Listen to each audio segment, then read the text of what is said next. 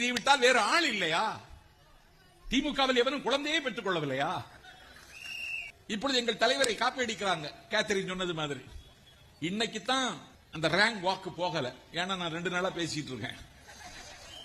காதுக்கு போயிடுச்சு. சம்பத்து கிழிச்சு தொங்க விடுறான் பேசாம இருப்போம்னு. எங்க தலைவர் ரேங்க் வாக்கு போறாரு. எங்க தலைவர் தான் அந்த வாக்க தொடங்கி வைத்ததே விக்கிரவாண்டி கூட்டத்தில். எங்க தலைவர் ரேங்க் வாக்கு போடுற நீ போடுறதா? அது எங்க தலைவர் மாதிரியே கலர்ல பேண்ட் போடுறதா? என்ன அநியாயம் இது? யானை ஆட்டுதுன்னா கழுத ஆட்டலாமா?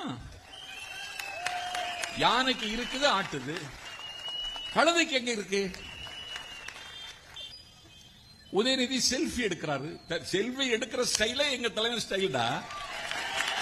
இளைஞர்கள் கட்டுண்டுடுவான்டா செல்ஃபி எடுத்தா. எங்க தலைவர் செல்ஃபி எடுக்கிற, நீ எதுக்கு செல்ஃபி எடுக்கிற? உனக்கு செல்ஃபி எடுக்காத, செல்ஃபி எப்படி எடுப்ப நீ?